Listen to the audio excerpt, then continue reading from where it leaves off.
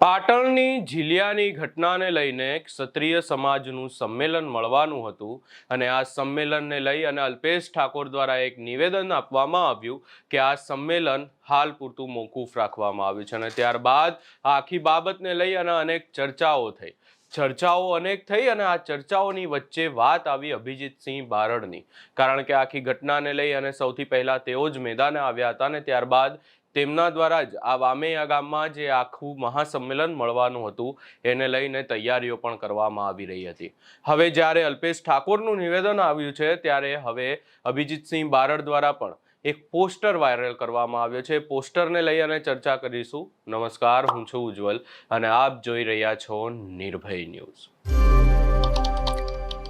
જ્યારથી વાત એવી સામે આવી છે કે ક્ષત્રિય ઠાકોર દરબાર સમાજનું જે મહાસંમેલન મળવાનું હતું વામેયામાં, એ મહાસંમેલન રદ રાખવામાં આવ્યું છે અને ત્યારબાદ આખી બાબતને લઈ અને ચર્ચાઓએ વેગ પકડ્યો છે કે આ મહાસંમેલનનું શું થશે। જો આખી વાત કરવામાં આવે ને વિગતે ચર્ચા કરીએ તો અમારા સૂત્રો તરફથી એવી માહિતી મળી રહી છે કે આખી બાબતે અલ્પેશ ઠાકોરે તો નિવેદન આપ્યું જ છે, પરંતુ જે ઠાકોર સમાજના, જે ક્ષત્રિય ઠાકોર દરબાર સમાજના આગેવાનો છે એ આગેવાનોની એક મીટિંગ મળવાની છે અને ત્યારબાદ આખી બાબતને લઈને આગેવાનોનો મત જાણી અને નિર્ણય લેવામાં આવશે। પરંતુ એના પહેલા અભિજીતસિંહ બારડ દ્વારા એમના સોશિયલ મીડિયા ઉપર એક પોસ્ટર મૂકવામાં આવે છે અને પોસ્ટરને લઈને અનેક ચર્ચાઓ થઈ રહી છે। સૌપ્રથમ એ પોસ્ટર ઉપર નજર નાખીએ તો અહીંયા લખવામાં આવ્યું છે કે તોપના નાળચે બાંધી દેજો, ફાંસીના માંચડે લટકાવી દેજો, ગોળીઓથી વીંધી દેજો, પણ ડંકાની ચોટ ઉપર કહું છું કે 23 માર્ચ સવારે 10 કલાકે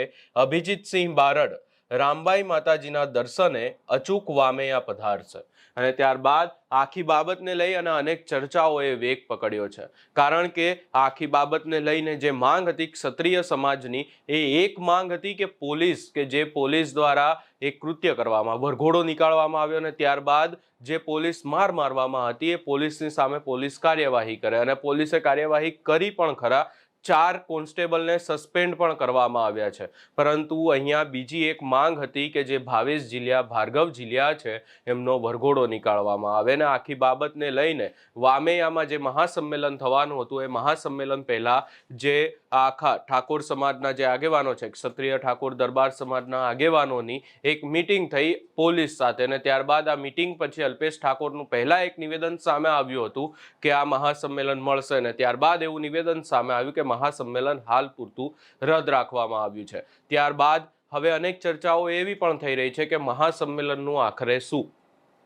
મહાસંમેલન મળવાનું છે કે પછી મહાસંમેલન નથી મળવાનું। પોલીસની જો કાર્યવાહીની વાત કરવામાં આવે તો ભાવેશ ઝીલિયા, ભાર્ગવ ઝીલિયાનું જે ફાર્મ હાઉસ હતું સ્ટેટ ઓફ રામાદળી, એ ફાર્મ હાઉસનું ડિમોલેશન પણ કરવામાં આવ્યું છે, પરંતુ ફરી એકવાર પોલીસની સામે સવાલો તો ઊભા થાય છે કે પોલીસ આટલા સમયથી ક્યાં હતી? પોલીસને શું આટલા સમયથી આ ફાર્મ હાઉસ નહોતું જોવાતું? અને એનાથી પણ વિશેષ અનેક સવાલો એવા પણ ઊભા થઈ રહ્યા છે કે આ ભાવેશ ઝીલિયા, ભાર્ગવ ઝીલિયાની સામે આટલા બધા કેસ નોંધાયેલા છે, 20થી વધારે કેસ નોંધાયેલા છે, ગુજસીટોક સુધીના ગુનાઓ નોંધાયેલા છે, તો પછી એમની સામે કોઈ પણ પ્રકારે કાર્યવાહી કરવામાં પોલીસ કેમ પાછી પાની કરે છે? કેમ આ ભાવેશ ઝીલિયા, ભાર્ગવ ઝીલિયાની ધરપકડ નથી થતી? અને હવે આખી બાબતને લઈને જો વધુમાં ચર્ચા કરીએ તો ભાવેશ ઝીલિયા, ભાર્ગવ ઝીલિયાની સામે વધુ એક ફરિયાદ નોંધાઈ ચૂકી છે અને એ ફરિયાદ નોંધાવવામાં આવી છે જે સામે પક્ષે હતા, એટલે કે જેમણે હુમલો કર્યો। એવું કહેવામાં આવી રહ્યું છે કે બંને વચ્ચે અદાવત હતી રામાપીર ભગવાનના મંદિરને લઈને અને ત્યારબાદ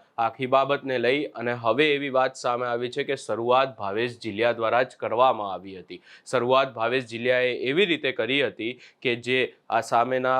સામેનો પક્ષ છે એમની ગાડી ઉપર, સ્કોર્પિયો ગાડી ઉપર હુમલો કરવામાં આવ્યો હતો અને ત્યારબાદ આખી બાબતને લઈ અને મામલો ઉગ્ર બન્યો અને ત્યારબાદ એ લોકો એમના ફાર્મ હાઉસ ઉપર હુમલો કરવા પહોંચ્યા હતા। આ તમામ ચર્ચાઓની વચ્ચે આ ફરિયાદને લઈને પણ ક્યાંક ને ક્યાંક અનેક વાતો થઈ રહી છે અને હવે અભિજીતસિંહ બારડ દ્વારા અહીંયા સ્પષ્ટ એવું કહેવામાં આવ્યું છે કે કંઈ પણ થાય, પરંતુ 23 માર્ચ સવારે 10 કલાકે અભિજીતસિંહ બારડ વામેયા પધારશે। આ સમગ્ર બાબતે તમારો શું અભિપ્રાય છે અમને કમેન્ટ કરી જરૂર જણાવશો ને આગામી સમયમાં જોવાનું રહેશે કે હવે આ સંમેલન થાય છે કે નહીં। તમારો અભિપ્રાય અમને કમેન્ટમાં જરૂર જણાવશો ને અમારી ચેનલ નિર્ભય ન્યૂઝને લાઇક, શેર, સબસ્ક્રાઇબ કરવાનું ભૂલશો નહીં।